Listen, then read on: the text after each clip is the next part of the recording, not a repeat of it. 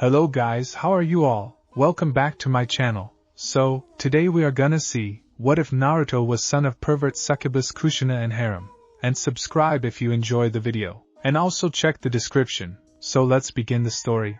The morning of Naruto Uzumaki's 13th birthday began like any other, with him oversleeping. Naruto! Get down here right now! Kushina's voice carried up the stairs with the force of a small hurricane, rattling the pictures on the walls and making the windows vibrate in their frames. He bolted upright in bed, blonde hair sticking up in even more chaotic directions than usual. I'm up, Dadabayo. Scrambling out of bed, Naruto caught his reflection in the mirror and paused. Something felt different today, though he couldn't quite place what. His blue eyes seemed brighter somehow, almost luminescent in the morning light. He shook his head, dismissing it as a trick of the dawn filtering through his curtains. After a quick shower and throwing on his orange and blue tracksuit, Naruto bounded down the stairs to find his mother standing in the kitchen with her arms crossed. Kushina Uzumaki was a striking woman, tall, with long red hair that seemed to move with a life of its own, and violet eyes that could shift from warmth to fury in a heartbeat. Today, however, those eyes held something else entirely: concern. You're finally 13, she said quietly, her usual boisterous energy oddly subdued. Yeah. Finally a teenager, believe it. Naruto grinned, sliding into his chair at the kitchen table. Does this mean I get to learn some of those special Uzumaki techniques you keep promising? Kushina set a plate of his favorite breakfast in front of him, miso ramen with a soft boiled egg, but didn't sit down. Instead, she moved to the window, gazing out at the hidden leaf village as it slowly came to life in the early morning. Naruto, she began, her voice carrying a weight he never heard before. There are things I need to tell you. Things I should have told you sooner, but I was hoping you might not inherit it. He paused, chopsticks halfway to his mouth. Inherit what? What are you talking about, Mom? Do you remember when you were younger, and you asked me why we didn't have any pictures of my parents? Why I never talked about where I came from before Yuzushiogakure? Naruto nodded slowly, setting down his chopsticks. He'd asked dozens of times over the years, and each time his mother had deflected with a sad smile and a promise to tell him when he was ready. I told you the Uzumaki clan was special, that we had powerful life force and sealing abilities. That was true, but it wasn't the complete truth. Kushina turned from the window, and Naruto gasped. Her eyes were glowing, a deep, pulsing crimson that seemed to swirl with an inner fire.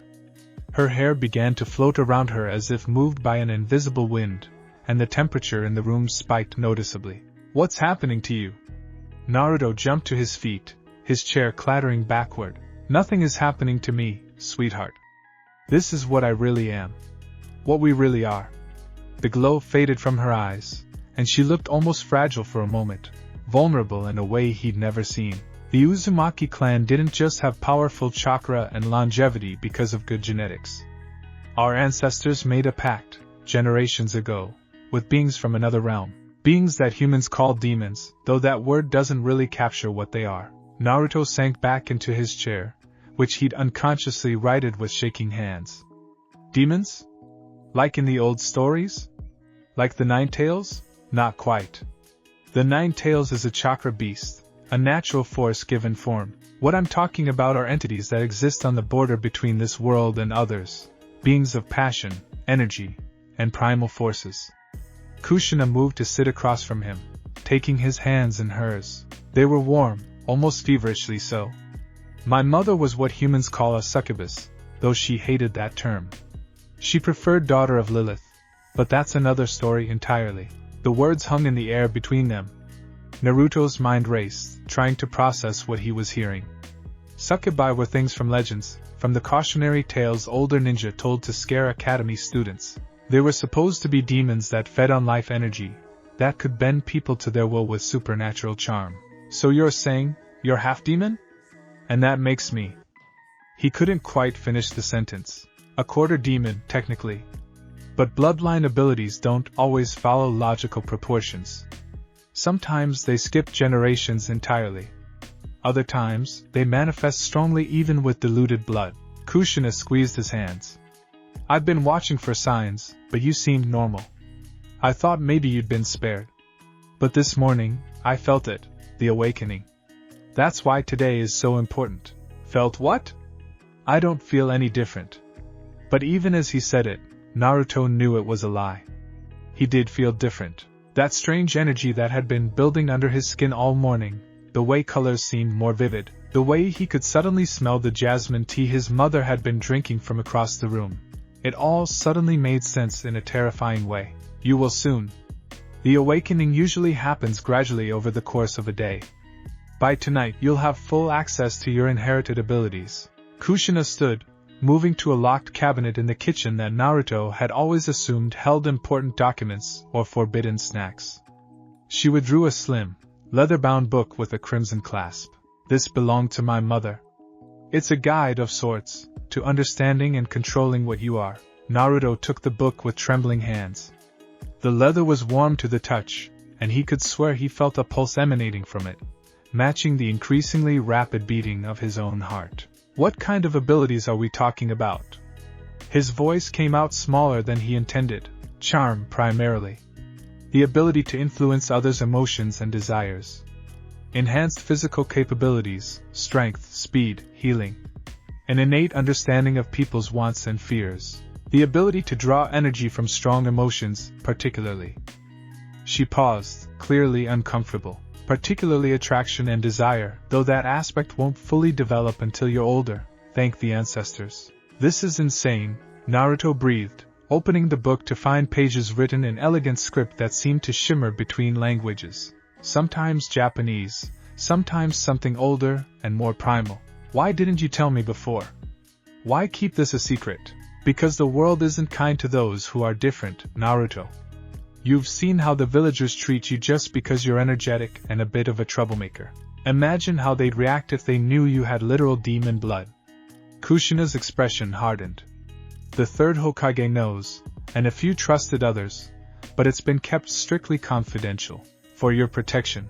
A knock at the door interrupted them, and both Uzumakis jumped. Kushina's eyes flashed crimson again for just a moment before she controlled herself. That'll be Hiruzen, she said. I asked him to come by. You'll need to miss the academy today.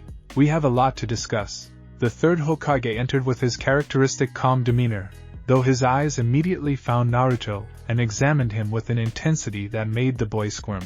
Hiruzen Sarutobi had always been kind to him, standing up for him against villagers who treated him with inexplicable hostility. But there was something different in his gaze now, a mixture of concern and calculation. Naruto, the Hokage said warmly, settling into a chair that Kushina offered. Happy birthday. I understand your mother has begun explaining your heritage. If by explaining you mean completely appending everything I thought I knew about myself and my family, then yeah, Naruto said, unable to keep the bitterness from his voice. Did everyone know but me? No, Hiruzen said firmly. Only myself, Kushina, and 2 members of the ANBU I trust implicitly. We've kept this secret for your own safety, my boy. There are those in this village, and in others, who would see your abilities as either a threat or a tool to be exploited. Like Danzo, Kushina said darkly. The Hokage's expression tightened. Danzo Shimura has his own views on how to protect the village. Views I don't always share. He doesn't know about Naruto's heritage, and I intend to keep it that way as long as possible. Great. So I'm a secret demon hybrid that needs to be hidden from one of the village's own leaders. This just keeps getting better. Naruto slumped in his chair, the book still clutched in his hands. You're not a demon, Naruto, Kushina said sharply. You're my son. You're human, with some additional abilities, the same way the Sharingan doesn't make the Uchiha less human, or the Byakugan doesn't make the Hyuga less human. You just have a different bloodline limit, one that's rarer and less understood. But mine comes from actual demons. Mine comes from beings that humans chose to call demons because they didn't understand them, Kushina corrected. The realm my grandmother came from isn't some held dimension. It's just different, operating on different rules. Beings there evolved to interact with and feed on emotional energy the way we evolved to eat food and breathe air. Is that really so different from the Aburame clan hosting insects in their bodies? Or the Inuzuka bonding with Niken? Naruto considered this. She had a point, though it was hard to accept when his whole world felt like it was shifting beneath him. How do I control it? He asked finally, looking between his mother and the Hokage. These abilities. If they're going to manifest whether I want them to or not, I need to know how to keep from. I don't know, accidentally charming everyone in the village? That's what today is for, Hiruzen said, producing a scroll from his robes. I've prepared a special training ground for you, one with privacy seals that will prevent anyone from observing. Kushina will teach you the basics of controlling your inheritance, and I've arranged for an expert consultant to assist as well. Expert consultant? Naruto echoed. The Hokage smiled mysteriously. Someone with experience dealing with supernatural bloodlines and the intersection between our world and others. They'll arrive this afternoon. The rest of the morning passed in a blur. Kushina led Naruto to the special training ground, a clearing deep in the forest outside the village walls, surrounded by barrier seals that made the air shimmer like heat haze. The moment they stepped inside, Naruto felt something shift, as if they'd crossed into a space slightly apart from normal reality. The seals will contain any outbursts, Kushina explained. When your abilities first manifest, they tend to be uncontrolled. Better to have your first emotional surge here than in the middle of the village. How reassuring, Naruto muttered, but he was too nervous to put much sarcasm into it. Sit down, Kushina instructed, settling into a meditative pose. Naruto mirrored her. Close your eyes. Now I want you to look inward, the way you've been taught to feel your chakra. But don't focus on your chakra network. Go deeper. Beneath it. There's another energy there, one that's been dormant until now.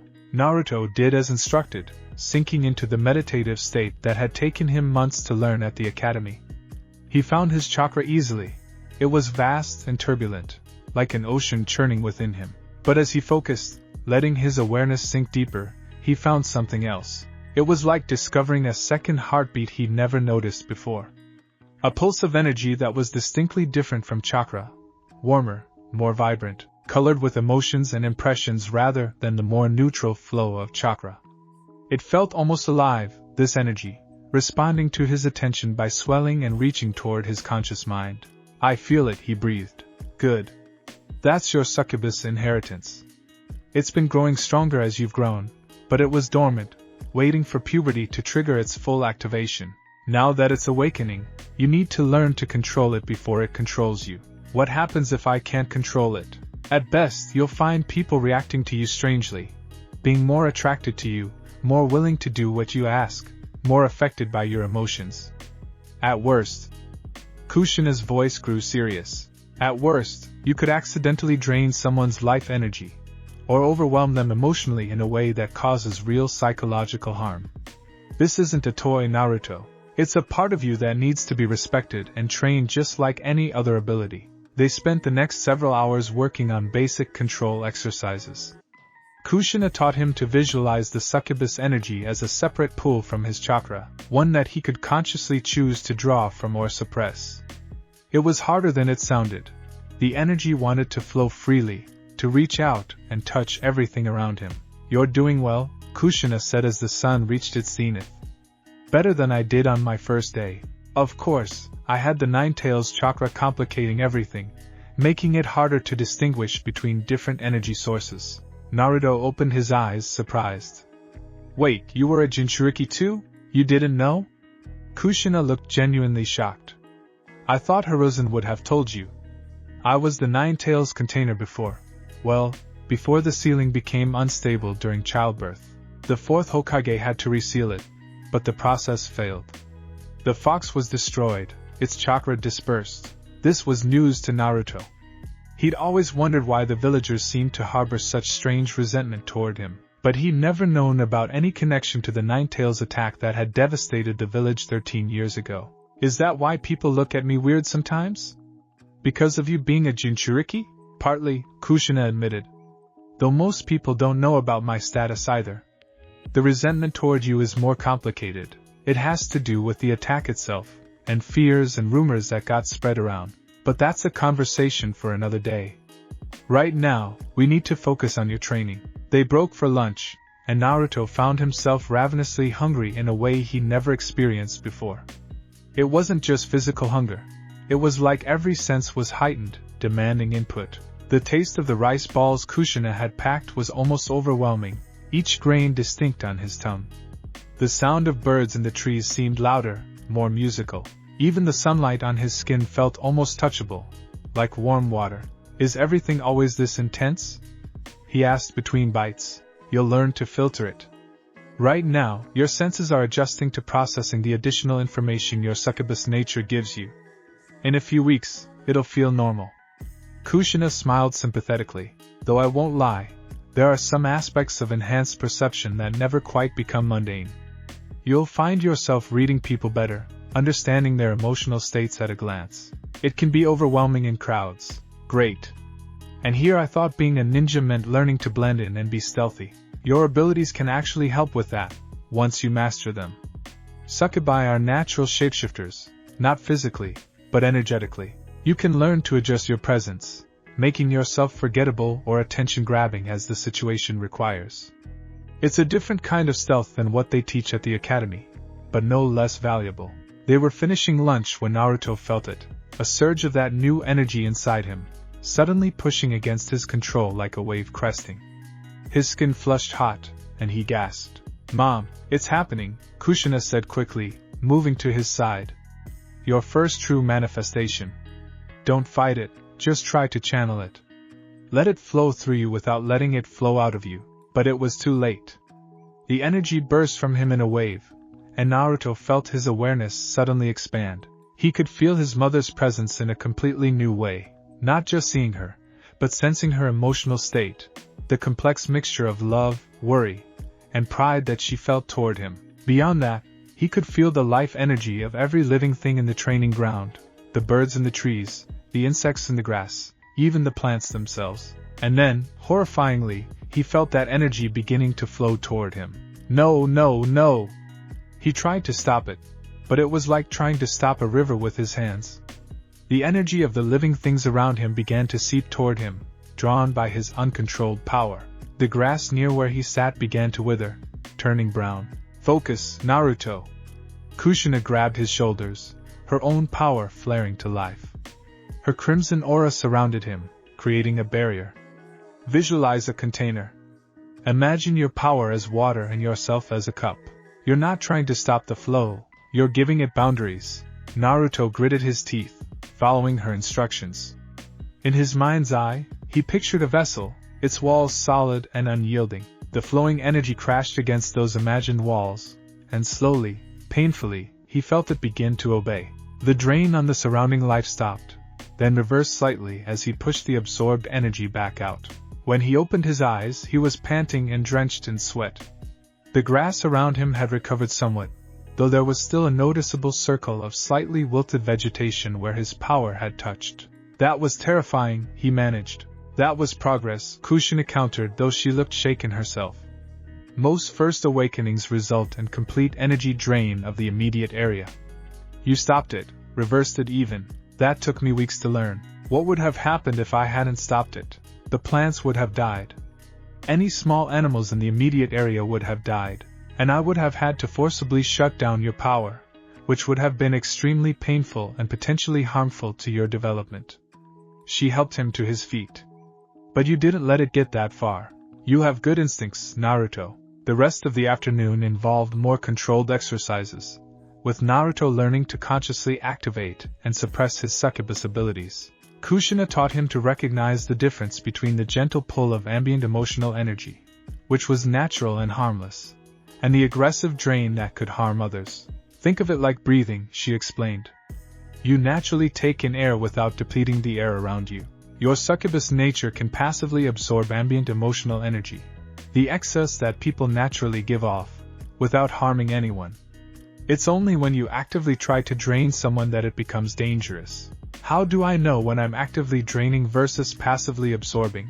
The passive absorption feels pleasant, energizing but gentle. Active draining feels forceful, almost violent, and leaves you feeling uncomfortably full of power.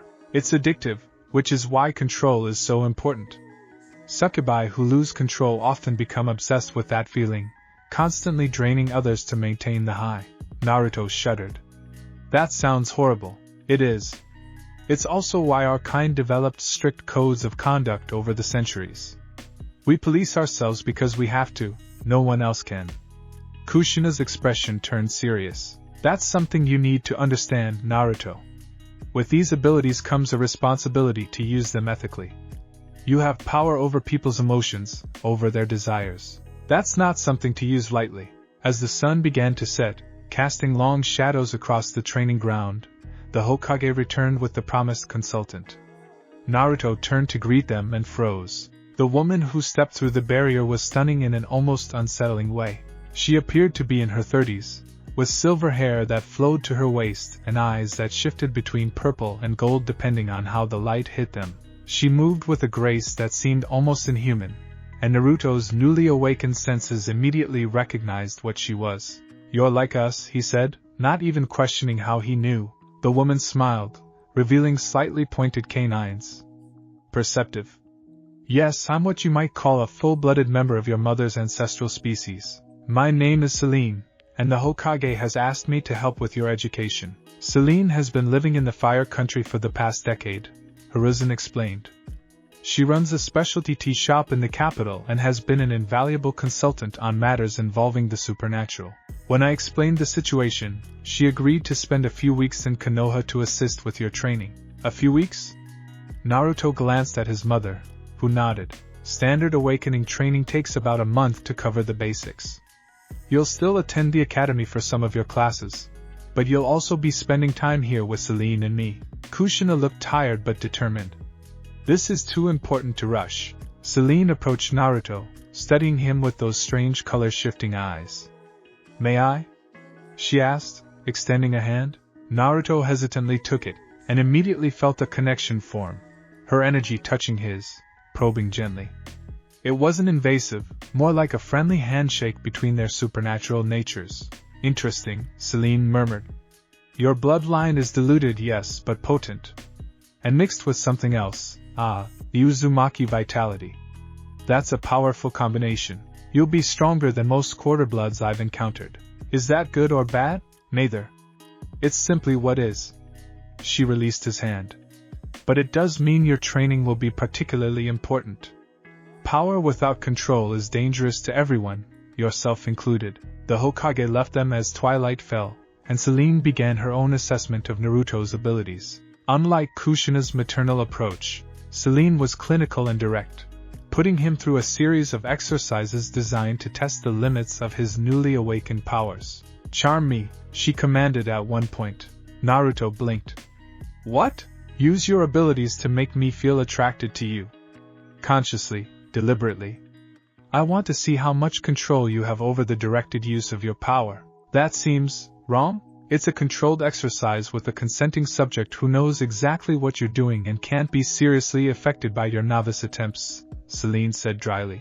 "In the real world, you'll need to know how to suppress these impulses, but to suppress them, you first need to understand how to use them." Reluctantly, Naruto tried to do as she asked. He reached for that pool of succubus energy inside him and attempted to direct it towards Seline, imagining it as a warm, inviting presence. Nothing happened. "You're being too passive," Seline critiqued. "You're offering energy, but charm isn't about giving, it's about creating a resonance. Find what the target desires and reflect it back at them, amplified." "How am I supposed to know what you desire?" "That's the art of it. Your senses should tell you. Look at me. Truly look." "What do you see?" Naruto focused, letting his enhanced perception expand. At first, he saw only the obvious, a beautiful woman standing before him. But as he looked deeper, he began to sense more. Loneliness, old and deep. A longing for connection that had been buried under centuries of self-sufficiency. A desire to be seen not as other, but as simply herself. He shaped his energy around those impressions, projecting understanding and acceptance. The effect was immediate. Seline's eyes widened, and for just a moment, her careful composure slipped. "Well," she said softly, "that was unexpected. You have a natural talent for emotional reading. That's rare, even among full-bloods." She straightened, her professional demeanor returning. "But you also completely overshot. I felt that from here to the village. If there had been anyone else nearby, they would have felt a sudden, inexplicable fondness for you. Subtlety, Naruto. That's what we'll be working on. They trained until the stars came out, with Kushina and Seline taking turns teaching him different aspects of his inherited abilities. By the time they finally called it a night, Naruto was exhausted in a way that went beyond physical tiredness. His mind was full of new information, new sensations, and new fears about what he was becoming. As they walked back toward the village, Kushina put an arm around his shoulders. I know this is overwhelming. But you're not alone in this, Naruto. I've been where you are, and I survived. You will too. Did you ever wish you were just normal? He asked quietly. Every day, for years, she admitted. But then I realized that normal is overrated. Our abilities, used correctly, let us help people in ways others can't. We understand people better, connect with them more deeply. Yes, it comes with challenges, but it also comes with gifts. You'll find your way with this, sweetheart. I promise. Back in his room that night, Naruto lay awake, staring at the ceiling.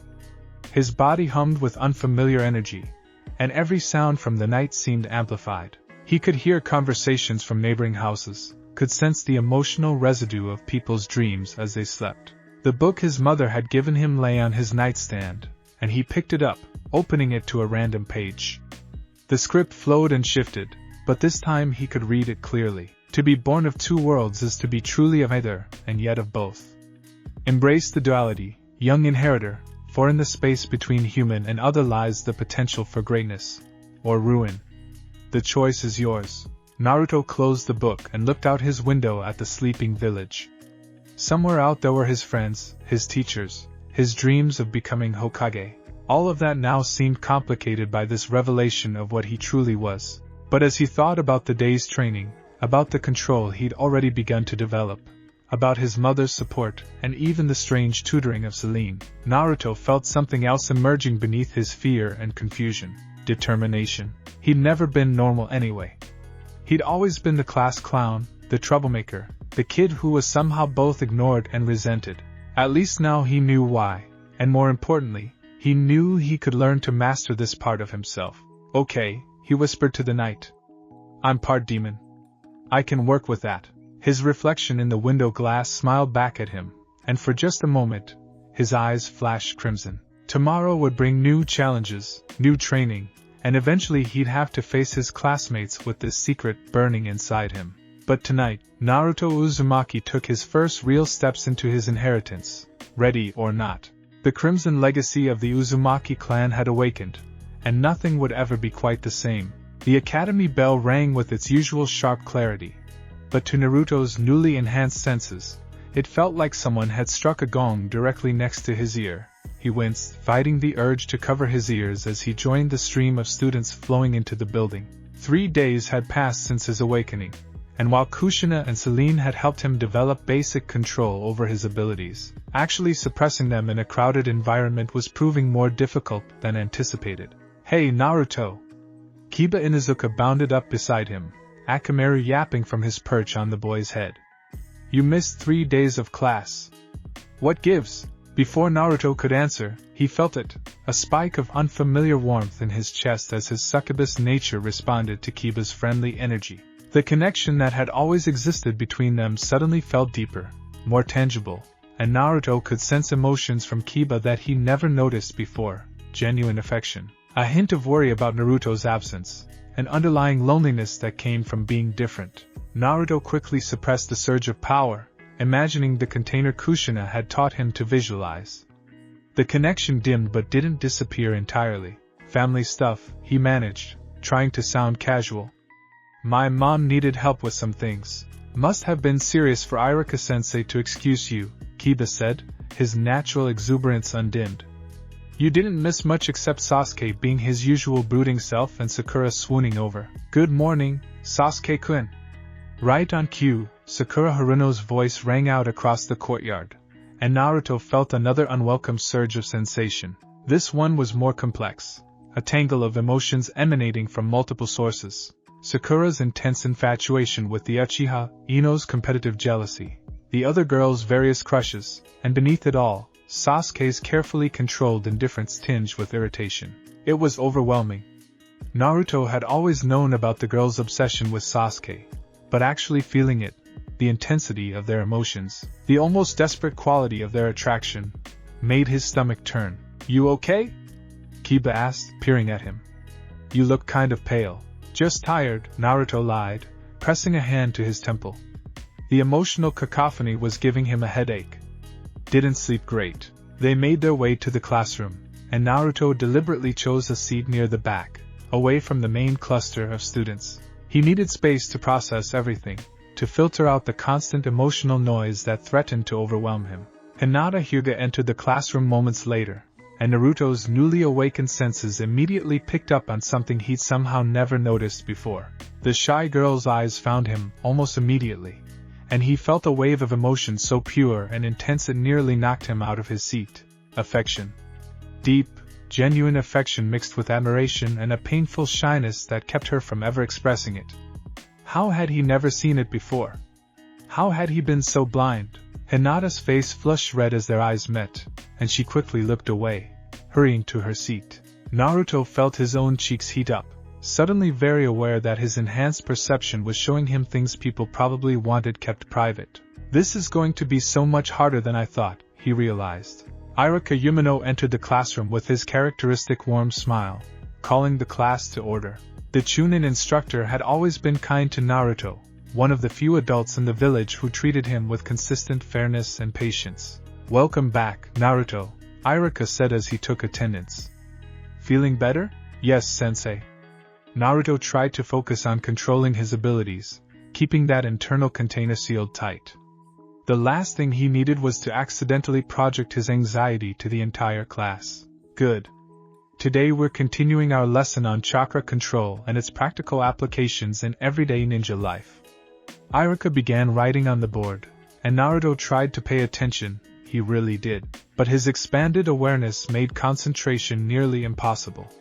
He could feel Shikamaru's boredom like a physical weight, Choji's contentment as he munched on chips, Shino's quiet focus that had an almost meditative quality.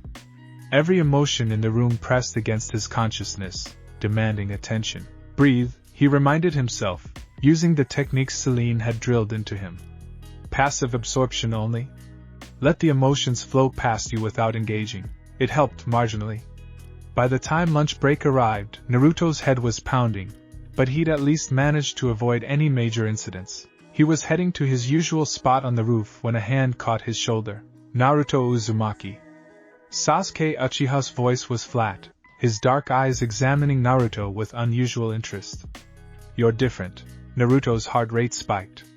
Could Sasuke sense something? The Uchiha had always been perceptive, but surely he couldn't detect the supernatural changes. "What are you talking about?" Naruto tried to sound dismissive, shrugging off Sasuke's hand. "You're quieter. More focused. And you keep looking at people like you're seeing something the rest of us can't." Sasuke's eyes narrowed. "Did something happen?" "None of your business, team." Naruto pushed past him, but he could feel Sasuke's suspicion like a thorny vine wrapping around him. The roof provided some relief. Fewer people meant fewer emotions to process. Naruto sat with his back against the wall and pulled out the lunch Kushina had packed. But before he could take a bite, he sensed someone approaching. Hinata appeared at the top of the stairs, her usual nervous energy even more pronounced than usual. She held her own lunchbox in trembling hands. "And Naruto-kun," she stammered. May I sit with you?" His enhanced perception picked up everything she was feeling: nervousness, hope, fear of rejection, and underneath it all, that same deep well of affection he'd sensed earlier. It would be so easy to respond to it, to encourage it with just a small push of his abilities. The thought horrified him. Was this what Seline had warned him about?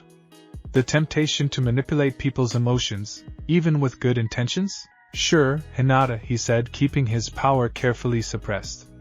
"But I should warn you, I'm probably not great company today. Kind of have a headache." "Oh." Hinata immediately looked concerned, sitting down a respectful distance away. "Do you need medicine?"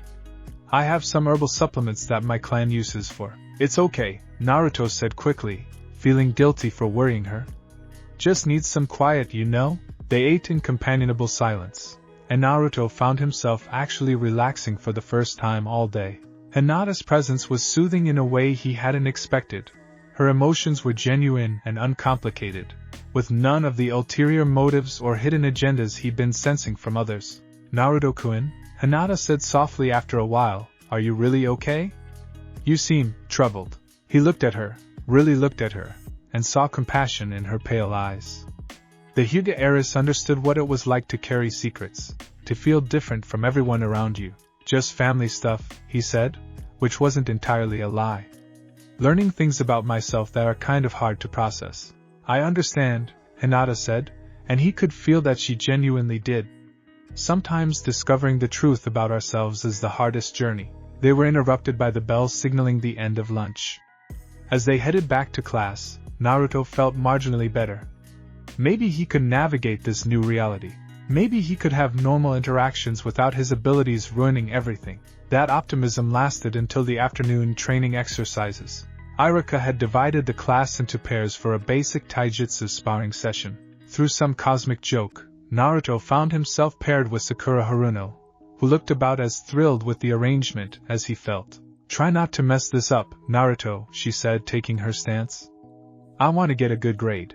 "Gee, thanks for the vote of confidence," Naruto muttered, settling into his own stance. They began the exercise, and immediately Naruto realized he had a problem. His enhanced physical abilities, the increased speed and strength that came with his succubus heritage, were much harder to suppress than his emotional powers. His first punch, pulled as much as he dared, still sent Sakura stumbling backward. "Whoa," she said, surprised.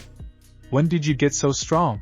"I've been training," Naruto said quickly, trying to adjust his strength output. But it was like trying to write with a hand that was suddenly twice as strong as you remembered. Everything was miscalibrated. The next exchange went worse. Naruto dodged Sakura's kick with inhuman speed, countered with a palm strike that he desperately tried to soften, and still managed to send her sprawling. "Naruto!" Iruka called out, concern in his voice. "Control your strength." But it was too late. The combination of physical exertion, emotional stress, and imperfect control created a perfect storm. Naruto felt his succubus energy surge, breaking through his carefully maintained container. The effect was instantaneous and mortifying. Every person in the training ground suddenly felt a wave of attraction toward him, not overwhelming, but noticeable. A pulse of supernatural charm that made people look at him with sudden, confused interest. Sakura, who had been glaring at him from the ground, blinked and her expression softened. "Naruto? Have you always been?" Around the training ground, other students were having similar reactions. Even Sasuke looked momentarily puzzled, as if seeing Naruto clearly for the first time. Hinata, who had been watching from across the field, swayed on her feet, her face turning bright red before she collapsed in a dead faint. "Everyone freeze!" Kushina's voice cut through the training ground like a whip. She appeared in a swirl of leaves, her own chakra flaring as she locked down the area with a quick series of hand seals. Naruto felt his mother's power wrap around him, forcibly containing his runaway abilities. The supernatural charm cut off abruptly, and the students blinked in confusion, many of them looking around as if waking from a dream. "Training exercise is over," Kushina announced, her tone brooking no argument. "Everyone back to the classroom." "Iruka, a word?" She pulled both Naruto and the academy instructor aside while the students reluctantly filed away, many of them casting confused glances back at Naruto. "I'm sorry," Naruto said miserably. "I tried to control it, but the exercise and the emotions and—" "I know," Kushina said, her anger fading into concern. "I should have realized combat training would be too much too soon. Iruka, I need to pull Naruto from physical classes for another week." "Kushina," Iruka said carefully, "I know you're training him in advanced Uzumaki techniques, but the other students are starting to notice the special treatment." "And what just happened?" "Several students are going to remember feeling strange around Naruto. We need an explanation. Tell them it was a minor genjutsu malfunction from one of my training seals," Kushina said. "Something that created a brief emotional distortion. It's close enough to the truth." Iruka looked like he wanted to argue, but finally nodded. 1 week. But after that, He needs to be able to handle normal academy activities, or will need to consider alternative education options. The walk home was silent and tense.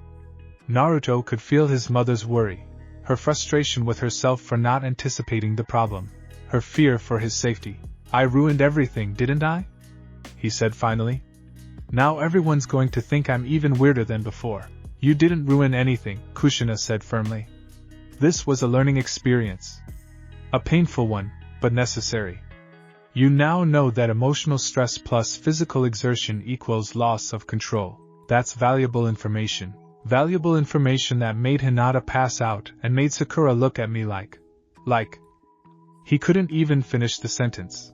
Like she was attracted to you?" Kushina supplied. At his nod, she sighed. "That's one of the hardest parts of what we are, Naruto. We can make people feel things they wouldn't normally feel. It's a violation, even when it's accidental.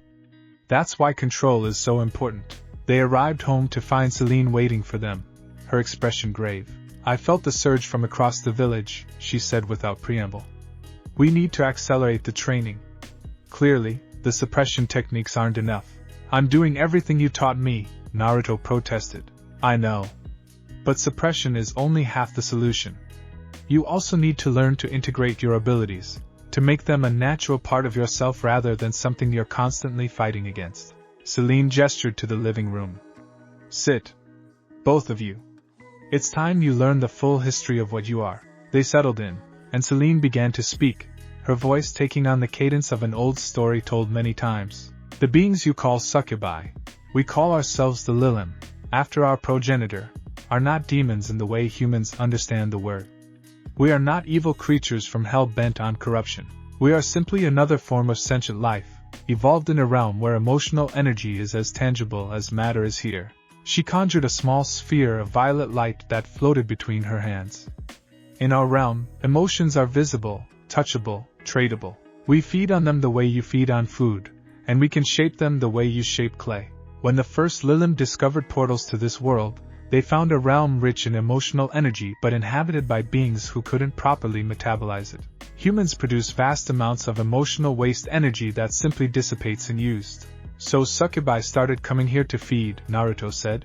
"Some did, yes. And some of those interactions were predatory, giving rise to the legends of demons who drain life force. But others saw an opportunity for symbiosis. Humans who bonded with Lillim found their emotional lives enriched, their passions deepened, their connections to others strengthened. In return, the Lillim had a safe, consensual source of sustenance." Kushina leaned forward. "That's where the Uzumaki clan comes in." "Precisely," Seline confirmed. "Centuries ago, the ancestors of the Uzumaki made a formal pact with a group of Lillim. The humans would provide sanctuary and emotional sustenance, and the Lillim would share their gifts: longevity, vitality, and the ability to manipulate emotional and spiritual energy. Over generations, the bloodlines mixed, creating hybrids like you. But if it's such a great arrangement, why all the secrecy?" Naruto asked. "Why hide what we are?" "Because not everyone saw it as symbiosis," Kushina said bitterly. "Other clans, other villages saw the Uzumaki's powers as dangerous, unpredictable. And when Uzumaki fell, it fell partially because of fear of what you represented," Seline interrupted gently. "The alliance that destroyed Uzumaki included ninja who specifically feared the Uzumaki's ability to influence emotions and forge unbreakable bonds. They saw it as a form of mind control." "Was it?" Naruto asked quietly. "Sometimes," Seline admitted. "Like any power, it can be misused. Some Uzumaki did use their gifts to manipulate others, to build harems of devoted followers who couldn't distinguish between genuine affection and supernatural influence. It's one of the darkest chapters in both our histories." Naruto felt sick. "Is that what's going to happen to me? Am I going to end up surrounded by people who only like me because I'm forcing them to?" "Not if you choose differently," Kushina said fiercely, taking his hands. "That's the whole point of this training. You have a choice in how you use your abilities. Yes, you could manipulate people's emotions. You could make them desire you, obey you, worship you. But you can also choose to use your gifts ethically, to understand people better, to forge genuine connections, to help people access emotions they're struggling with. How do I know the difference? How do I know if someone likes me for real or because of what I am? That's the question I've been asking myself for 15 years, Kushina admitted. And honestly? Sometimes you can't know for sure. But you can set boundaries. You can be transparent with people you trust about what you are. You can make a conscious choice to never deliberately manipulate someone's emotions without their consent. Speaking of transparency, Seline interjected, have you told him about the other aspect of his heritage? Kushina's expression darkened. Not yet. He's still adjusting to the basics. He needs to know, Kushina. Especially given what happened today. Know what? Naruto looked between them, anxiety spiking. His mother took a deep breath. The succubus inheritance doesn't just give you the ability to influence emotions. As you get older, as you fully mature, you'll develop needs, specific nutritional requirements that can only be met through intimate emotional exchanges. You mean? Naruto's face burned. Not necessarily sexual, Seline clarified. Though that's certainly one form. The Lillim feed on intense emotional connections, passion, yes, but also deep friendship, fierce loyalty, profound creative collaboration. Any emotion experienced intensely and shared willingly can sustain us. But the sexual aspect is particularly potent, Kushina added, looking uncomfortable. Which is why the succubus legends focus on it. As you enter your late teens and early 20s, you'll need to develop close emotional bonds with people who can provide that kind of energy. Most Lillim and their descendants form what humans call harems. Networks of intimate partners who provide emotional sustenance. Naruto processed this, his mind reeling. So I'm going to need, what, multiple girlfriends? Boyfriends? Just to survive? Not immediately, Seline assured him. For now, you can sustain yourself on ambient emotional energy, and the bonds you already have with your mother and friends. But eventually, yes, you'll need deeper connections. The exact configuration depends on your orientation and preferences. Some Lillim form traditional monogamous bonds with partners who produce exceptional emotional energy. Others form larger networks of less intense connections. And before you ask, Kushina added, yes, this can work ethically. If all parties are fully informed, genuinely consenting adults who understand what they're entering into, then it's no different from any other relationship structure. The problem is when Lillim use their powers to create false consent, to make people think they're choosing freely when they're actually being manipulated. This is so messed up, Naruto muttered, dropping his head into his hands. It's complicated, Kushina agreed. But so is being a ninja, when you think about it. We're trained to lie, spy, kill when necessary. All things that would be unethical in civilian life but are accepted within our profession's code. You're just learning to navigate a different kind of ethical complexity. They spent the rest of the evening discussing the specifics of Lillim ethics and the rules that govern supernatural beings who lived among humans. Seline explained the concept of informed consent, making sure that anyone who entered into an intimate relationship with a succubus or their descendant fully understood what they were agreeing to. You never use your powers on potential partners, she said firmly. Not even a little bit to make them more interested. If someone is going to be part of your sustenance network, they need to choose you with full clarity, knowing exactly what you are and what the relationship will entail. That seems really hard, Naruto said. I mean, who's going to want to be with someone when they know they're basically being used for food? You'd be surprised, Seline said with a slight smile. There are humans who find the intensity of bonding with a Lillim incredibly appealing. Being chosen by one of us, being trusted to provide sustenance, and receiving our gifts in return. It's a profound connection that many people crave. But it has to be their choice, free of supernatural influence. By the time they finished, night had fallen and Naruto's head was swimming with information. He excused himself and retreated to his room, staring at the ceiling as he tried to process everything. A tentative knock on his door roused him from his thoughts. Come in, he called. Kushina entered, settling on the edge of his bed. I know this is overwhelming. That's an understatement. I want to tell you about your father, she said softly. Naruto sat up shocked. Kushina rarely spoke about his father, and he'd learned not to ask too many questions. His name was Minato Namikaze, she continued. He was the 4th Hokage, and he was the most remarkable man I ever met. When I told him what I was, he didn't flinch. Didn't judge. He just asked me what I needed, and how he could support me. He knew you were part succubus? He figured it out pretty quickly. Minato was brilliant, and he noticed things others didn't. Kushina's eyes grew distant with memory. I was terrified when I told him the truth, terrified he'd see me as a monster or a threat. But instead, he saw me, all of me, and loved me anyway. What happened to him? He died the night you were born. There was an attack. He sacrificed himself to save the village. Kushina's voice cracked. He never got to meet you, never got to see how amazing you'd become. But he made me promise something before he died. He made me promise that I'd teach you to be proud of all your heritage, not just the human parts. Tears pricked Naruto's eyes. I wish I could have known him. Me too, sweetheart. Me too.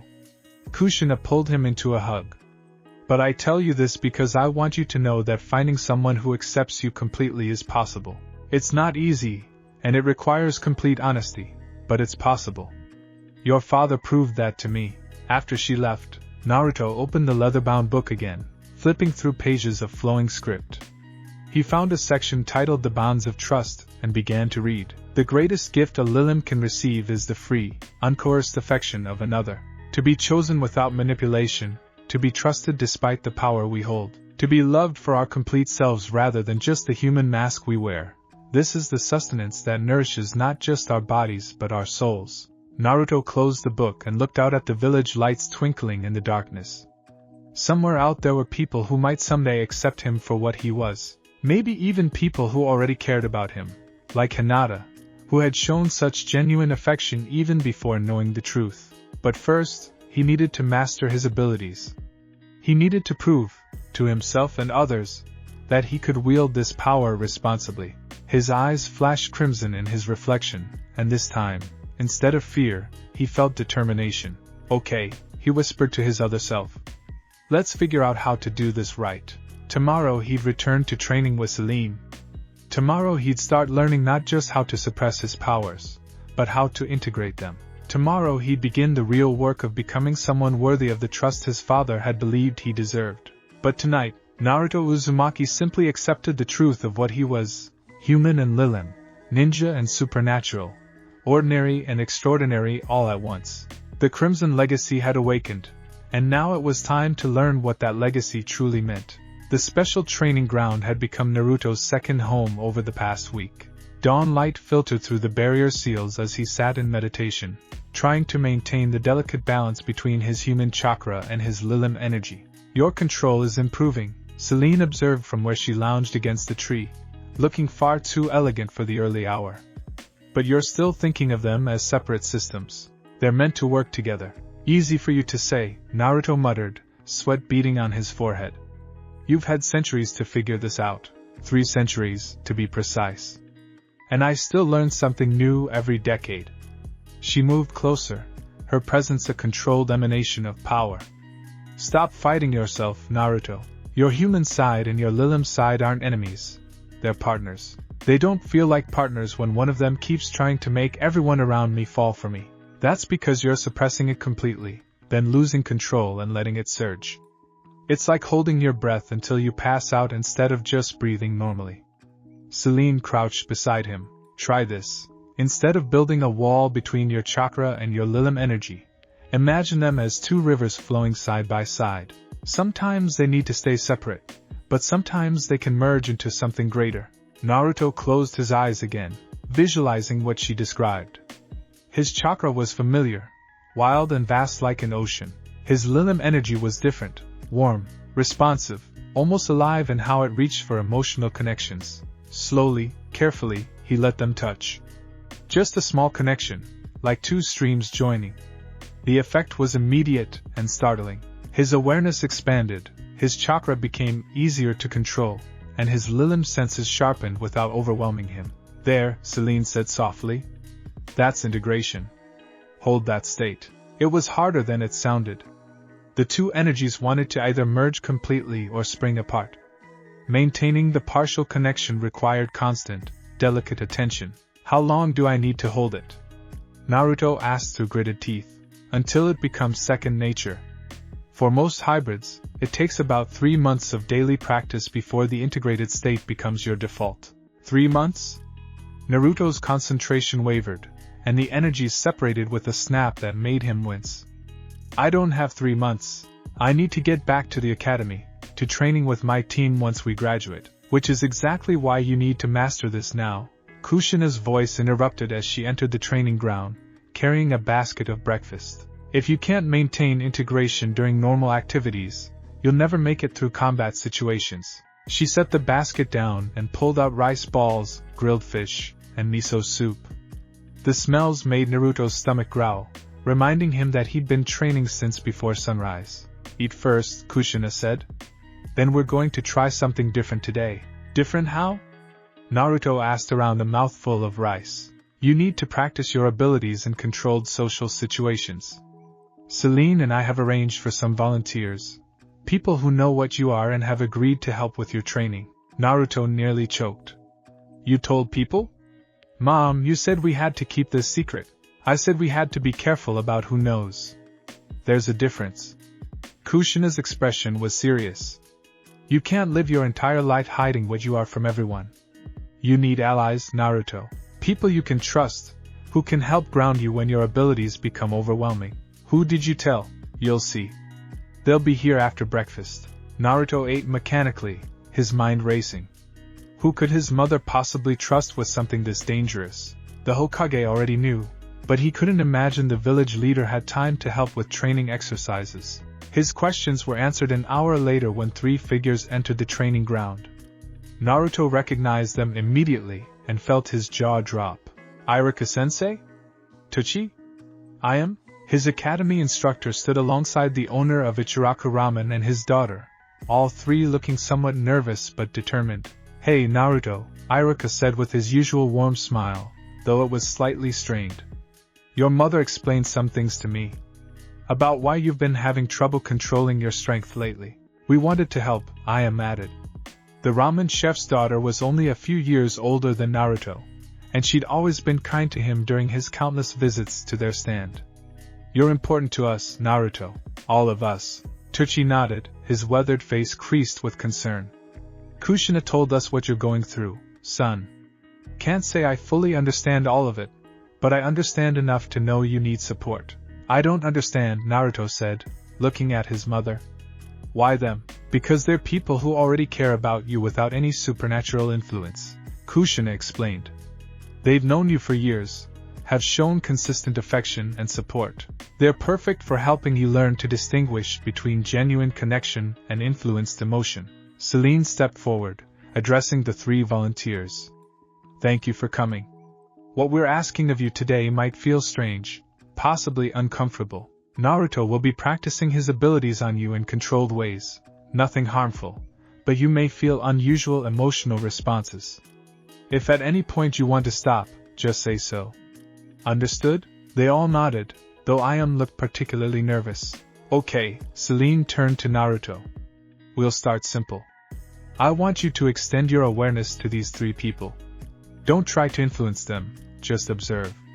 Tell me what you sense. Naruto took a breath, achieving that delicate integration state he'd been practicing. His awareness expanded, and suddenly he could feel the emotional signatures of everyone present. Iruka was first, a warm, steady presence colored with genuine affection for Naruto, mixed with concern and a protective instinct that reminded Naruto of how his mother felt. There was also worry about the situation, uncertainty about whether he was doing the right thing, but underneath it all, an unshakable desire to help. Tuchi's emotions were simpler but no less profound, paternal fondness mixed with respect for Naruto's resilience. The old chef saw Naruto as something like a surrogate son, someone who'd faced hardship with admirable spirit. Ayam's feelings were more complex. Affection, yes, but also a kind of big sister protectiveness. There was worry about the revelation of Naruto's nature, but also curiosity, and something else. A small flicker of attraction that she seemed embarrassed about. They all care about you, Naruto said slowly. Really care about you. Iruka-sensei sees me kind of like a little brother or maybe a nephew. Tuchiji is like, he wishes he could have been my father, and I am. He paused, blushing. She's worried about me but also curious. Good, Seline said. That's pure observation. You're reading emotions without influencing them. Now comes the hard part. I want you to consciously project a feeling of calm and safety toward them. Nothing more, nothing less. Just enough to help them relax. Is that ethical? Naruto asked.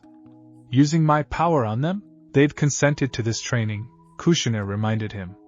And learning to project calm is one of the most useful, least intrusive applications of your abilities. Medic Nin do something similar with their bedside manner, just without supernatural enhancement. Naruto focused, drawing on both his chakra and Lillim energy. He shaped the combined power into a gentle emanation, not pushing it at the three volunteers, but offering it like an open hand. Calm. Safety. Trust. The effect was subtle but noticeable. Irika's shoulders relaxed. Tuchi's worried frown smoothed out. Iam's nervous fidgeting stilled. How do you feel? Seline asked them. Better, Irika admitted. Like when you're around someone you trust completely. It's nice, actually. Reminds me of how I felt when my father was alive, Tuchi said quietly. Safe. Protected, Iam nodded. It's comforting. Like being wrapped in a warm blanket. Good, Seline said. Naruto, maintain that projection while we move to the next exercise. Irika, I'd like you to think about something that makes you anxious. Nothing traumatic, just mildly stressful. Irika thought for a moment, then nodded. Got it. Naruto immediately felt the shift in Irika's emotional state, concern spiking, a knot of worry forming. Without thinking, his power responded, trying to soothe the distress. Stop, Seline commanded. What did you just do? I tried to make him feel better? Naruto said uncertainly, without his permission for that specific intervention. You felt distress and automatically tried to fix it. Seline's voice was stern but not unkind. That's one of the most dangerous instincts you have. The desire to smooth over others' negative emotions can seem kind, but it's actually a form of control. Sometimes people need to feel their anxiety, their worry, their pain. Taking that away without consent is a violation. Naruto felt shame wash through him. I'm sorry, Irika-sensei. I didn't mean. I know you didn't, Irika said gently. And honestly, it felt good. But I think I see what Seline means. If someone took away my ability to feel worried about things I should be worried about, I might make bad decisions. Exactly, Seline confirmed. Naruto, you need to learn the difference between offering comfort and overriding someone's emotional state. It's a fine line, but crucial. They spent the next few hours practicing that distinction. Naruto learned to sense when someone wanted emotional support versus when they needed to process difficult feelings on their own.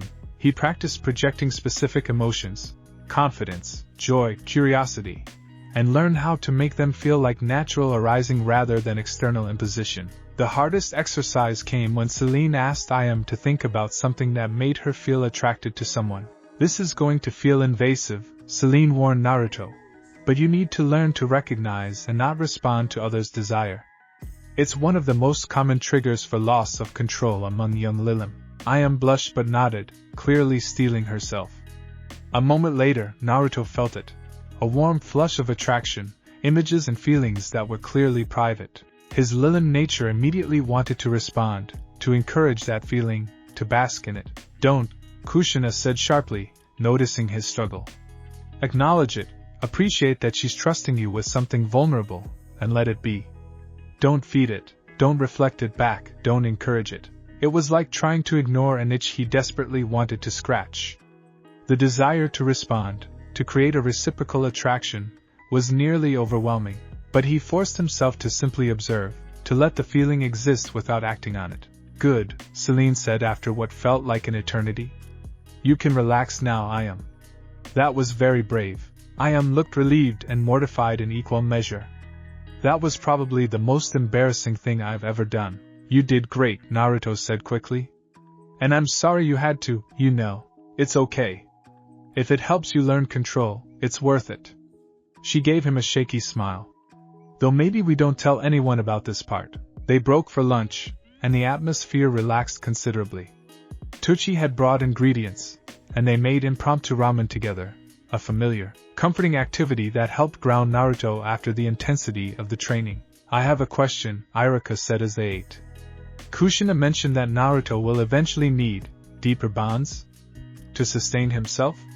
What exactly does that mean? Kushina and Seline exchanged glances. As Naruto matures, Seline explained, he'll need more than just ambient emotional energy. He'll need intimate connections, people he's bonded with deeply who can provide concentrated emotional sustenance. Intimate meaning? Tucci trailed off. Not necessarily sexual, Kushina said quickly. Though that's one form. Deep friendship, profound trust, intense creative or professional partnerships, all of these can provide what he needs. The key is intensity and willingness. So he's going to need a group of close friends, Iruka said slowly. People who know what he is and choose to maintain those bonds anyway. Essentially, yes. Most Lillim-descended individuals form what humans might call found families. Tight-knit groups of people who support each other emotionally and, when appropriate, romantically. I spoke up hesitantly. Is that why you told us? Are you asking us to be part of that group? No, Kushina said firmly. We told you because Naruto needed people he could practice with safely. What kind of relationships you choose to have with him in the future is entirely up to you. No pressure, no expectations. But Seline added, you should know that people who are aware of a Lillim's nature and still choose to maintain close relationships often find those relationships deeply fulfilling. There's a level of emotional honesty and intensity that most humans never experience. Iruka looked thoughtful. I'm not going to pretend I understand everything about this situation. But Naruto is my student, and I care about him. If he needs friends who know the truth and can support him, then I'm willing to be one of those friends. Me too, Tucci said. The kid's been coming to my stand for years, always cheerful despite everything. If I can help him now, I will. Nodded. Same here. Though I'll admit this is all really weird. Weird is kind of becoming my normal, Naruto said with a weak laugh. The afternoon training focused on combat applications. Seline had Naruto spar with Iruka while maintaining his integrated energy state, teaching him how to use his enhanced abilities without losing control. Your physical enhancements are considerable, she explained as Naruto easily dodged one of Iruka's strikes. Increased strength, speed, reflexes, and healing. But if you rely on them too much, you'll develop sloppy technique. And you'll have trouble in situations where you need to suppress your powers completely. So I need to learn to fight both with and without the enhancements, Naruto said, blocking a kick. Exactly. Which means double the training, essentially. You need to be competent enough to hold your own without your Lillim abilities, so that when you do use them, it's a choice rather than a crutch. They worked until sunset, by which point Naruto was exhausted but exhilarated. His control had improved dramatically, and having people who knew the truth and accepted him anyway was incredibly liberating. As the volunteers prepared to leave, Iruka pulled Naruto aside. I meant what I said earlier, the instructor said quietly. About being your friend through this. But I want you to know something else. Your father would be proud of you. Naruto blinked in surprise. You knew my father? Minato Namikaze was one of the greatest ninja this village ever produced. He was my teacher's student, and I saw him around the village many times. He had a reputation for accepting people others rejected, for seeing potential where others saw only problems. Iruka smiled. You're a lot like him, you know, that same stubborn determination, that refusal to give up. He'd be proud of how you're handling this. Tears pricked Naruto's eyes. Thank you, sensei. After everyone left, Naruto sat with his mother and Seline, watching the stars emerge. You did well today, Kushina said, putting an arm around his shoulders. Better than I did at your age. Really? Really. I was so terrified of hurting someone that I barely used my abilities at all for years. It made me powerful in combat but emotionally isolated. I don't want that for you. Speaking of combat, Seline said, there's something we need to discuss. Your graduation from the academy is coming up in a few months. Once you become a genin, you'll be assigned to a team. I know. I can't wait. Naruto grinned. The question is how much to tell your teammates, Seline continued. Your abilities will be harder to hide during missions, especially stressful ones. You'll need to decide whether to trust them with the truth. Won't that be dangerous? What if they tell someone? It's a risk, Kushina acknowledged. But so is trying to hide such a fundamental part of yourself from people you'll be trusting with your life. There's no easy answer, sweetheart. You'll have to evaluate your teammates and make the best decision you can. Naruto thought about his classmates. Sasuke, talented but arrogant. Sakura, smart but obsessed with the Uchiha. Shikamaru, brilliant but lazy. Choji, kind but insecure. Ino, confident but competitive. Hinata, shy but perceptive. Any of them could end up on his team. Could he trust any of them with his secret? I'll figure it out, he said finally. One step at a time. That's all any of us can do, Seline agreed. That night, back in his room, Naruto opened his grandmother's journal to a new section. The flowing script resolved into readable text. The bonds we forge in full truth are stronger than steel and more precious than gold. To be known completely and loved anyway. This is the greatest treasure any being can possess. Do not fear the vulnerability of honesty with those who have earned your trust. The risk of rejection is painful, but the reward of genuine acceptance is worth any price. Naruto closed the book and looked at his reflection in the window. His eyes flashed crimson, then blue, then something in between, a swirling mixture of both natures. He was Naruto Uzumaki, son of Kushina and Minato, descendant of the Lillim, future ninja of the Hidden Leaf. All of these things at once, and none of them contradictory. The training would continue. The challenges would multiply. But for the first time since his awakening, Naruto felt like he might actually be able to handle this. He had people who knew the truth and stood by him anyway. He had his mother's love and Seline's wisdom. He had his own determination and his father's legacy. The Crimson Legacy was no longer just a burden to bear. It was becoming a strength to wield. And someday, when he finally stood as Hokage, he would do so as his complete self, human and Lillim, ordinary and extraordinary, flawed and powerful. But first, he had to survive the academy, master his abilities, and figure out how to be a ninja with demon blood. One step at a time, one bond at a time, one truth at a time. The journey had only just begun. The Hidden Leaf's root headquarters existed in a space the village preferred not to acknowledge, buried beneath the earth, sealed away from sunlight and scrutiny. In the deepest chamber, Danzo Shimura sat reviewing reports with his single visible eye, the other hidden beneath bandages that concealed secrets even darker than the room itself. "You're certain?" he asked the ANBU operative kneeling before him. "Yes, Danzo-sama. 3 days ago, there was a significant chakra disturbance at the academy training grounds. Multiple students reported feeling disoriented, experiencing sudden emotional shifts. The official explanation was a malfunctioning training seal. But you don't believe that?" Danzo's fingers drummed against his cane. The chakra signature was unlike anything in our records. It felt wrong. Invasive. Several students described feeling inexplicably drawn to Naruto Uzumaki immediately before the disturbance. Danzo's eye narrowed. The Uzumaki boy had always been of interest, loud, unpredictable, and carrying the weight of the village's resentment despite having done nothing to earn it. But this was new. What else? Kushina Uzumaki has been pulling her son from academy classes for intensive private training. She's also been meeting regularly with an unknown woman, silver hair, appears to be in her 30s, no records in our database. The third Hokage has placed privacy seals around their training area. Has he now? Danzo leaned back, considering. Hiruzen had always been too soft, too trusting. If the Uzumaki woman was hiding something about her son, something that required such secrecy, continue monitoring the situation. I want daily reports. Do not engage directly. If Hiruzen has taken a personal interest, we must be cautious. Understood, Danzo-sama. As the operative departed, Danzo permitted himself a thin smile.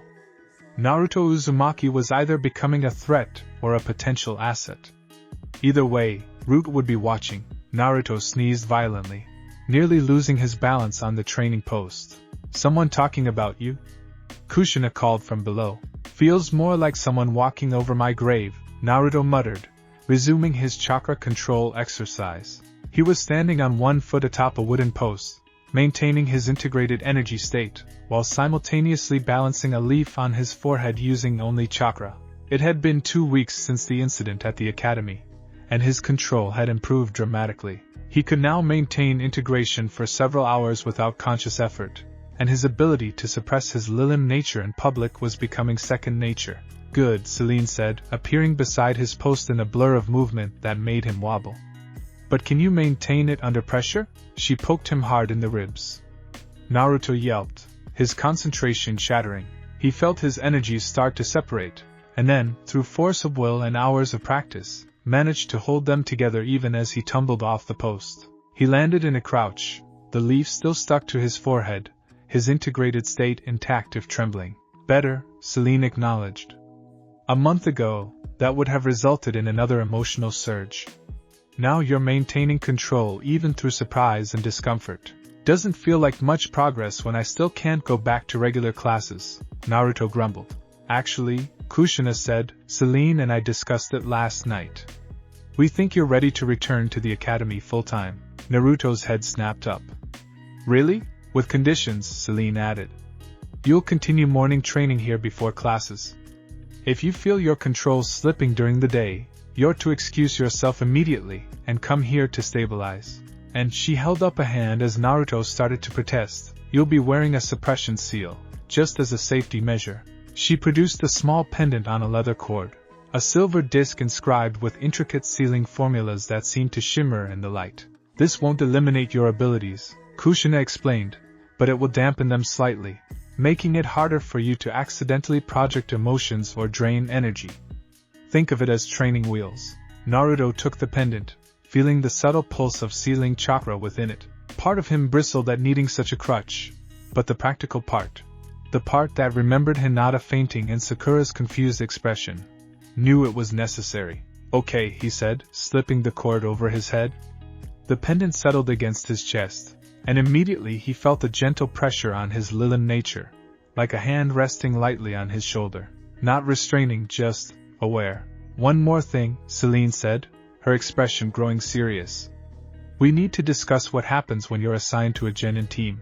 The Jonin instructor will likely notice something unusual about your chakra, your physical capabilities, your ability to read people.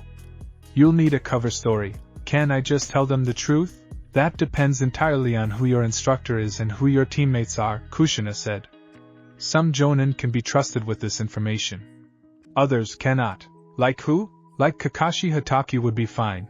He was close to your father and already knows about supernatural bloodlines. Kurina Yuhi would be acceptable. She's a genjutsu specialist who understands the line between influence and manipulation. Asuma Sarutobi is the Hokage's son, so by extension trustworthy. And who wouldn't be trustworthy? Naruto asked, though he suspected he knew the answer. Anyone with connections to Danzo Shimura, Kushina said flatly.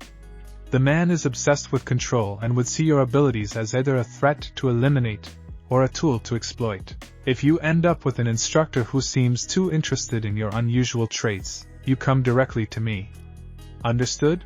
Naruto nodded, feeling a chill despite the warm morning. He'd heard whispers about Danzo, the man who led Root, who operated in shadows even darker than regular ANBU.